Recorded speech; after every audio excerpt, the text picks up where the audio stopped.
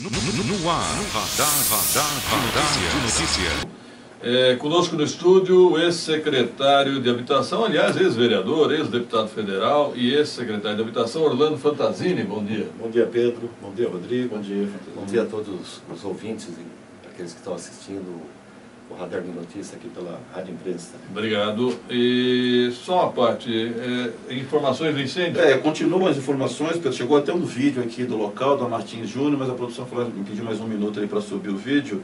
Nós estamos conversando com o Fantazini, parece que a próxima casa dele deve ser naquela empresa Hidroforte, né, o Fantazini? Eu acho que deve ser para frente. Ou um pouquinho para frente ali naquela região, mas é uma fumaça preta, provavelmente já complicando a vida. Quem puder achar um caminho alternativo ali, evite a região, que é um horário que as pessoas estão vindo para o centro, né? Mas chama atenção, os bombeiros parece que já estão lá no local resolvendo o problema. Ô, produção, ajusta essa câmera aqui, por favor.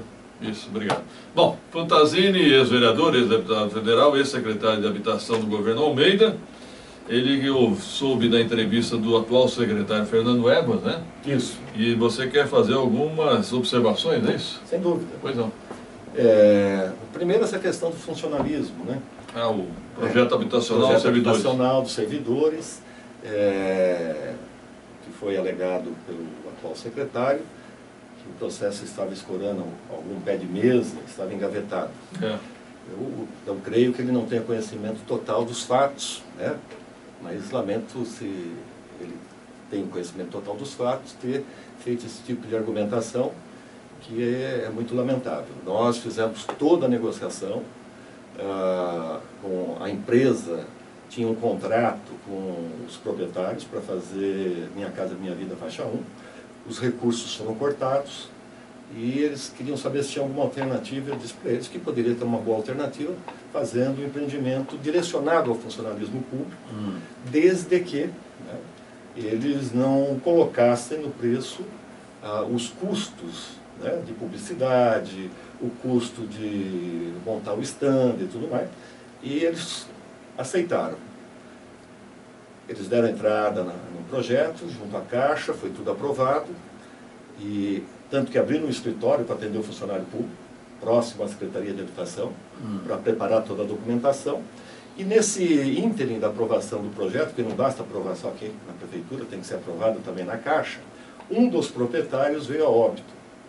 E aí abriu-se o inventário, os herdeiros quiseram renegociar todo o processo que já havia sido encaminhado. Então quem parou o processo não foi a Prefeitura.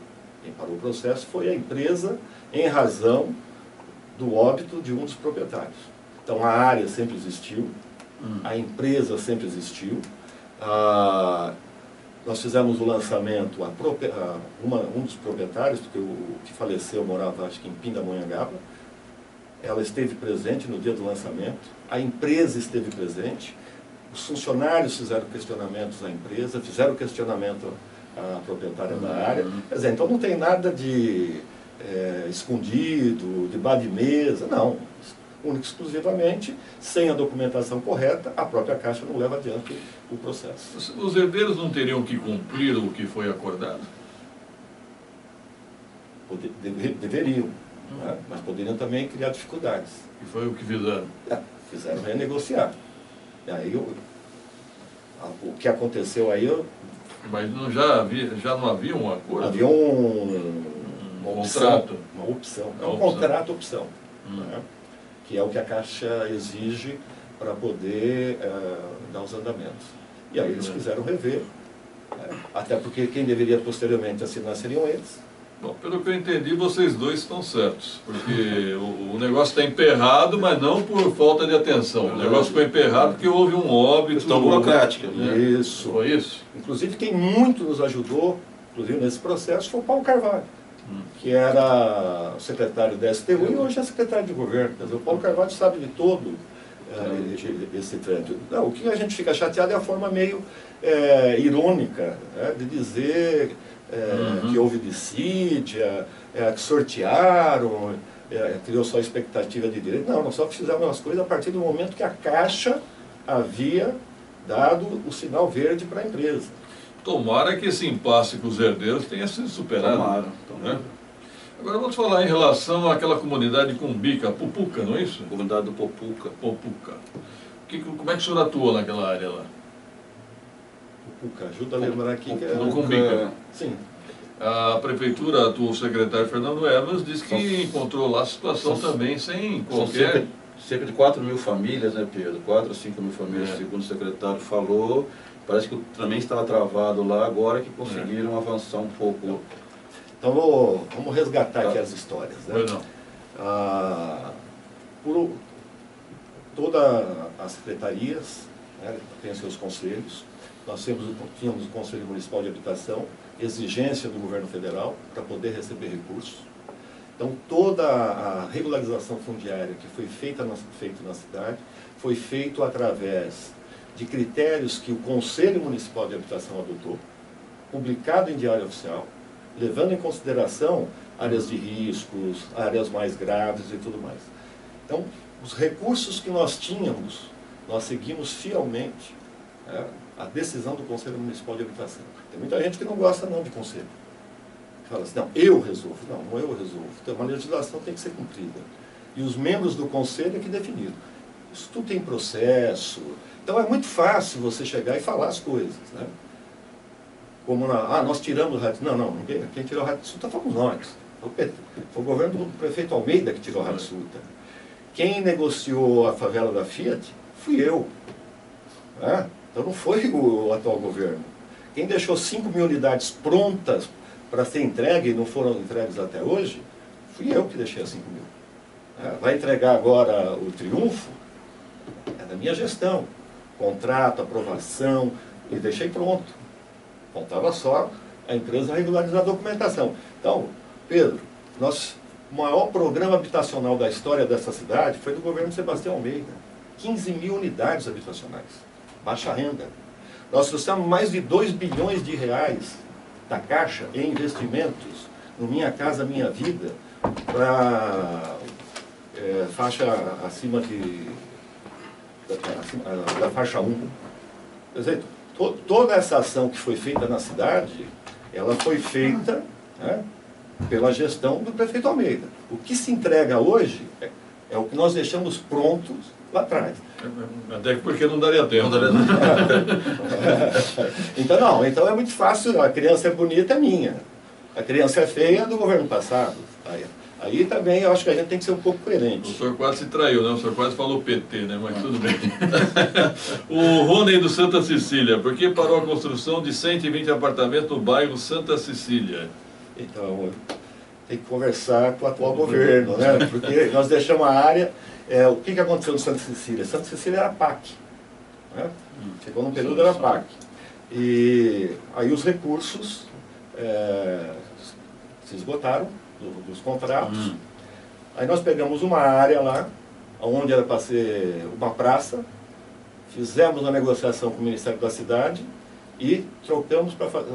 Na área onde é o campo. Vocês sabem onde é o campo, ali ao lado de Santa Cecília? Não, onde é o Santa Cecília? Eu sou guarulhense antigo. Santa Cecília aqui perto do... Sabe onde o pessoal tira a carta? Sei, lá. Ali na Santa Clara? Santa Clara, Santa Clara, Santa Cecília. Tá. Aqueles apartamentos azuis e brancos ali. Isso. Tá. Perfeito. Então tem um campo lá Perfeito. que nós íamos fazer Conheço. Uma área nobre ali, não foi? íamos fazer o chamamento público. Deixamos tudo pronto para fazer o chamamento. Né? Para ver a empresa que tem Aquele interesse. campo de futebol é área pública? É a área da prefeitura. De lá que não invadiu, né? Campo aqui e aqui do lado nós trocamos ali para fazer a praça embaixo e o... Mas você chegou a começar a construção de apartamentos? Não, ali não. Não? Não, ali nós fizemos e entregamos. Tem, exatamente. Tem um Isso, e pessoal depois que tinha mora. mais essa área. 120 apartamentos? Era para ser feito 120 apartamentos. Era para ter começado. Não, era para fazer o chamamento Ah. pelo faixa 1. Tá? O governo federal suspendeu os recursos de faixa 1. Tá? Então a área está lá. Como tem outra área que nós negociamos quando foi feito o portal do Líbano. Do Líbano. Margeando a Ayrton Senna, Certo. a empresa que queria aprovar o loteamento, conseguiu aprovar, nós condicionamos a uma área para ser doada para a prefeitura. Então tem várias áreas da prefeitura que você pode fazer ações. Por exemplo, nós temos uma área no SECAP, projeto pronto. que nós negociamos a regularização fundiária do SECAP. E a CDHU nos doou. Na época, o presidente da CDHU era o Penido. Não o Penido nosso de Guarulhos, o Penido lá de São Paulo. A área está lá também, é uma área nobre. Nós fizemos um projeto. Mas lá no SECAP não tem que seguir o projeto do SECAP? Pode ser diferente? Pode ser. Bom, tem áreas ociosas ali. Verdade. Então nós temos uma área disponível ali no Santa Cecília. Tem no Santa Cecília, tem no SECAP, tem lá na Vilani, tem uma outra nos Morros. Onde mais tem áreas? Tem várias áreas que a prefeitura pode fazer uso, fazer parceria, como nós fizemos com a empresa. Porque se você fizer, né, o primeiro acordo que eu fiz, nos termos que eu fiz com o funcionário público, foi lá na CURI, na Avenida Guarulhos. Né? A empresa ia lançar faixa 2, né? E nós conversamos com o, acho que é dono, diretor da CURI, não me recordo se ele é dono ou diretor da CURI, e propusemos a ele: você não quer vender uma parte dos apartamentos para o funcionário público? Ele falou: isso não dá certo. Não sei. Eu falei: pô, vamos tentar. Você ainda nem montou stand, nada, e você reduz o preço. 575 funcionários adquiriram. Ele faz propaganda em todo lugar, que foi excelente, porque ele não gastou nada. Nós cadastramos os funcionários. Eu vou fazer a mesma pergunta que eu fiz ao secretário Fernando Elves. Não acaba sendo um privilégio a quem é servidor público? Pedro, sinceramente não. Em razão de que, concordo plenamente com ele, né? Se você não cuidar bem quem está dentro de casa, você também não tem como cuidar bem de quem está fora de casa. Então você não está privilegiando ele. É um empreendimento privado, né, num acordo entre municipalidade e a empreiteira. A empreiteira acha que para ele é bom negócio e para o funcionalismo vai ser ótimo. Porque a empreiteira economiza na venda, na propaganda. Ele não paga corretor, ele não monta stand de venda, ele não gasta na publicidade. Né, porque nós temos o cadastro. E isso pode ser feito não só com funcionário público. Por exemplo, você pode pegar o sindicato dos condutores, dos metalúrgicos, né? E qual é o papel nosso? É intermediar para reduzir o déficit habitacional. Perfeito. Ô Fantasini, a sua gestão à frente da habitação até hoje ainda é elogiada. As pessoas gostaram muito. No entanto, no final do governo Almeida, levantamentos apontavam que Guarulhos tinha em torno de 300 núcleos habitacionais irregulares. O que acontece? A burocracia emperra o trabalho na habitação? É difícil trabalhar por causa da questão burocrática? Não. Nós temos vários problemas. Primeiro é recurso. Tá? Fazer habitação custa dinheiro, porque não é construir o predinho. Para você conseguir o financiamento, só para vocês terem uma ideia, toda a cidade de satélite de Cumbica foi pavimentada com recurso da habitação. Pavimentada? Pavimentada. As ruas todas lá que foram pavimentadas. O dinheiro não é para construir? O dinheiro não é para construir? Pavimentação não seria trânsito? Só que para eu construir, eu tenho que fazer o projeto também de recuperação. De infraestrutura? A infraestrutura, rede de água, rede de esgoto, pavimentação, foi tudo com recurso de habitação. Então eu tenho que levar em conta alguns aspectos. Né? Primeiro, eu tenho que ter um raio onde vai ser construído, onde você tem os equipamentos públicos. Entendi. Tem que ter rede de água, rede de esgoto, pavimentação, tem que ter energia elétrica. Então tudo isso é levado em conta quando você faz o projeto. E se precisar fazer alguma parte de pavimentação, você inclui. Outra área que nós resolvemos, eu nem sei como é que está hoje, Recreio São Jorge. É muito difícil. O Ministério Público, né, o doutor Ricardo Manuel, ele falou: eu quero 90 dias para tirar essa mesa. Doutor, eu não vou assinar TAC. Não, doutor, 90 dias eu não consigo. Mas peraí, o secretário Fernando Evans disse que vocês cansaram de assinar TAC. 169, 168, se não Vai me nem engano. olhar direitinho lá para ver se o secretário Fantasini assinou TAC. Quem assinou ainda?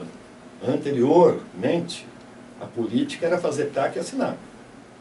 Só para enrolar. Não é para enrolar. Ele tem algumas coisas... Para ganhar tempo.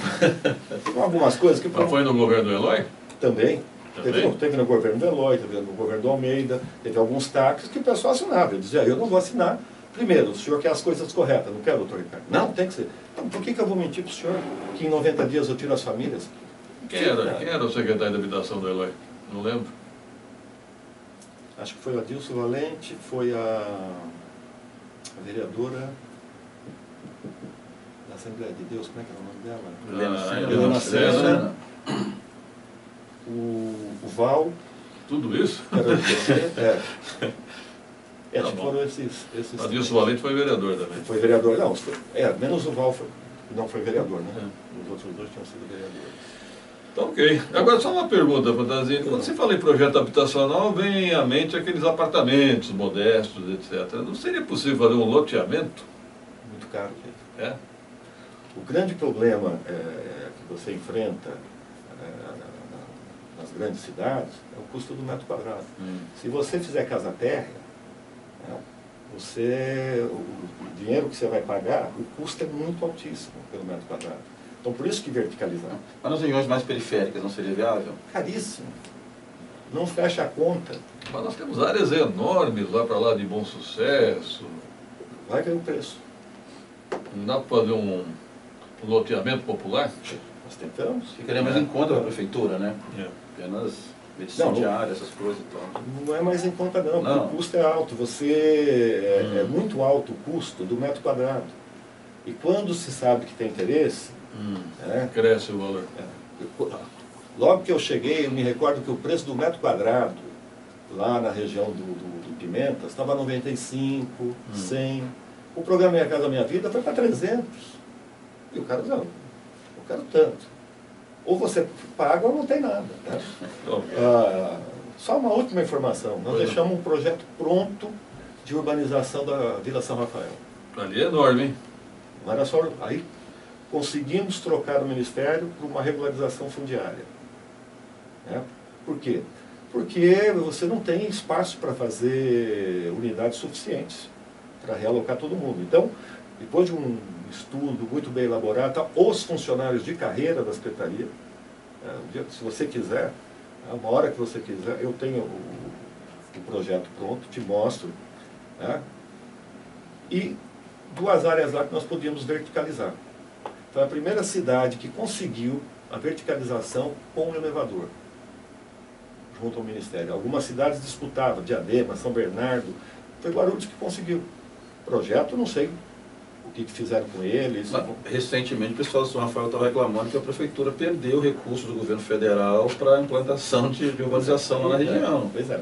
O projeto estava pronto, aprovado no Ministério, tudo. Né? E qual era o diferencial? Porque quando você remove alguém que mora na... Vamos pegar a favela da Vila Flora. Né? Que a área estava contaminada, né? E nós não podíamos construir lá. E o pessoal foi para os predinhos. Nos predinhos, na favela, você pega o pão e leite onde? No botequinho da favela. Né? Quando você verticaliza e não tem comércio dentro, as pessoas iam ter que buscar leite lá no shopping internacional. Não dá. Então, uma das coisas que nós discutimos muito com o Ministério é justamente, olha, não adianta, né? Porque as pessoas, elas têm a sobrevivência dela que ela tem, porque ela tem o botequinho, o outro vende lá o sorvete, o outro vende... Quando você tira isso, faz uma proposta. O bairro tem que ter vida, né? O problema, grosso modo, sim, foi enfrentado por SECAP. Aquela questão dos trailers e tal, girar exatamente em toda essa questão. Para mim, o SECAP é o maior exemplo de projeto habitacional. Não deveria ser um padrão a ser seguido? Minha Casa Minha Vida é um padrão. Mas não é tão à altura do SECAP, né? Não, é diferente. Se você levar em conta quando foi feito, o período que foi feito, quando foi feito o SECAP, ninguém queria ir morar no SECAP. Ninguém. Tinha vergonha. Que era fim do mundo. Fim do mundo era um pombal. Mas hoje tem até classe média. Lógico. Não, mas tudo vai mudando. Naquela época, você não era obrigado a ter linha de ônibus, você não era obrigado a ter várias coisas. Então, o governo do estado pegou uma área, aterrou, que ali era o bairro das 7 Pontes, aterrou tudo, tanto que até hoje a gente tem enchente ali do Rio Baquirivu, e construiu um belo projeto. Né? Mas se não tinha infraestrutura, não tinha nada. Haroldo Veloso, mesmo exemplo. Né? Ninguém queria ir morar no Haroldo Veloso. Eu lembro que, à época, nem ônibus não tinha. A aviação Gato Preto entrou para fazer a linha centro Haroldo Veloso. Um poeirão, enfim. O que nós fizemos nesse projeto do São Rafael? Nós construiríamos na parte da área pública box comerciais para alugar para o próprio morador, tá? Para ele poder ter o sustento dele, tá? Os comerciais. E pagar, porque ele tem que pagar condomínio, uma coisa que ele nunca fez. Ele tem que pagar energia elétrica. É complicado, hein? Ele tem que pagar água. Fazer as pessoas entenderem isso é complicado. Na saída da Hatsuta, nós fizemos um negócio com a empresa que comprou. Né?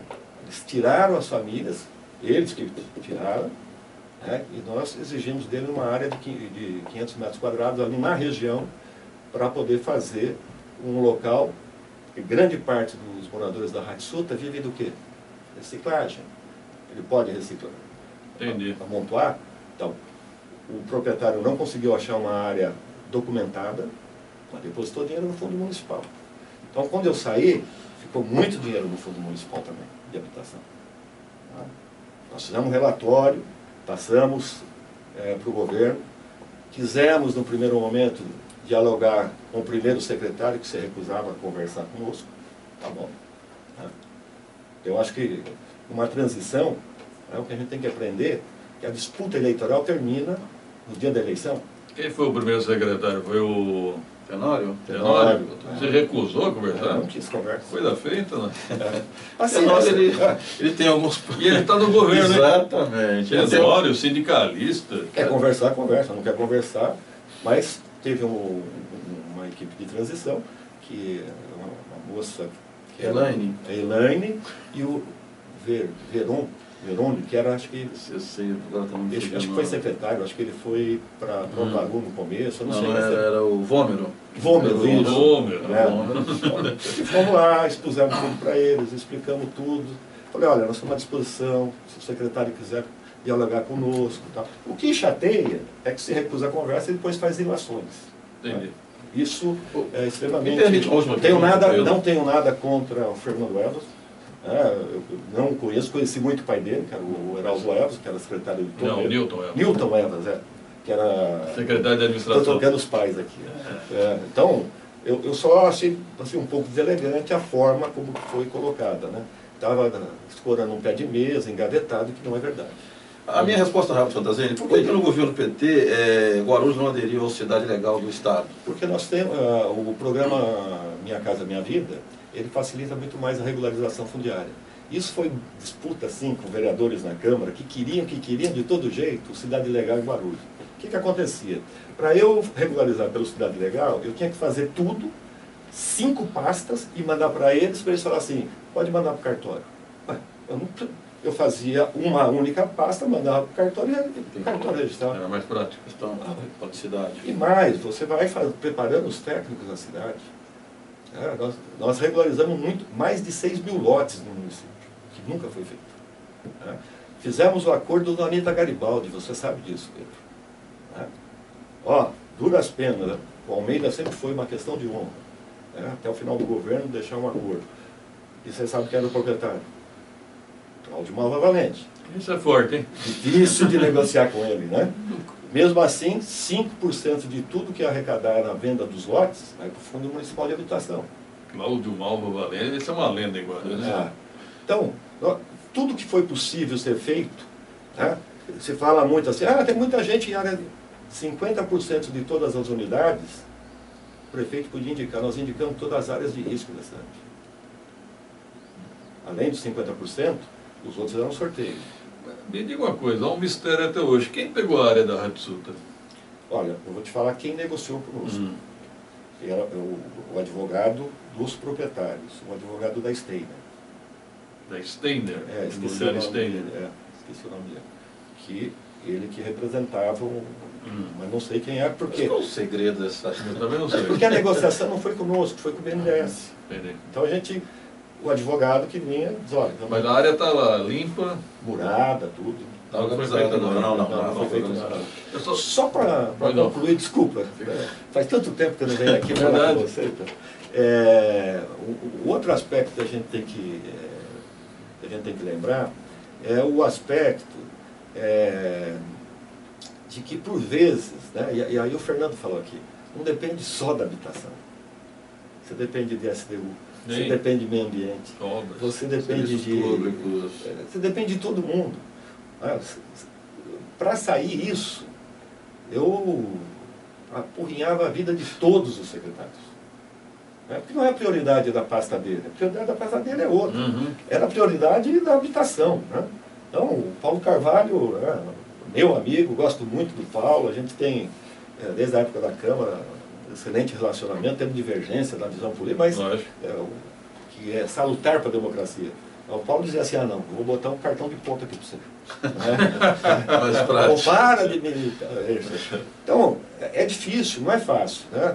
Eu me lembro que acho que a última vez que eu fui à Câmara para falar do orçamento, o assessor do Guti, o Rambo da habitação, Nossa, Herbert.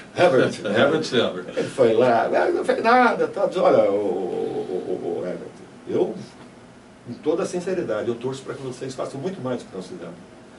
Né? Porque quem ganha com isso é a população. Né?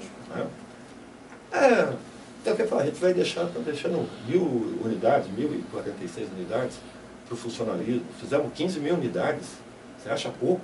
Né? Eu ajudo em vocês que façam um triplo. Né? Eu quero terminar com uma pergunta política. Você foi eleito vereador pelo PT, foi deputado federal pelo PT, rompeu com o PT na época do Mensalão, né? Você discordou do Mensalão, aí saiu do PT. Atualmente, qual é a sua filiação partidária? Eu acho que eu estou filiado ainda no PT, não sei. Ainda? Mas eu vou... Ideologicamente não, mas... Não, mas assim, não tenho pretensão nenhuma de futuro. Não é candidato a vereador? Não quero mais mandato. Acho que a gente pode fazer política de outras formas. Sim. Eu acho que a minha contribuição eu dei. Né? Talvez não tenha sido a melhor de todas, mas eu fiz o máximo possível para dar uma ótima contribuição para a cidade. Mas você não tem certeza se está afiliado ou não? Então, eu não tenho certeza porque eu não sei se eu já encaminhei a carta, não encaminhei. Eu vou perguntar para a Genilda. Se não encaminhei, será encaminhada. Porque não quero ter vínculo partidário, continuar trabalhando sem defesa, com migrantes, refugiados, que a gente tem feito, Você está advogando atualmente? Estou advogando. Está advogando. Ok. Tá? Obrigado, Fantazini. Eu que agradeço, Pedro. Obrigado você, obrigado, Rodrigo. Obrigado, Fantazini. Só um minutinho, 7h54, algum destaque final, Rodrigo? Esperamos que na quinta-feira as sessões realmente retornem na Câmara. Parece que hoje à tarde conseguirão o famoso aí AVCB do Corpo de Bombeiros. Ainda não saiu? Rodrigo? Ainda não saiu, parece que está Eita. para ser definido hoje na parte da tarde. Conseguiram lá passar aquele famoso líquido no carpete e nas cadeiras e aguardar, né?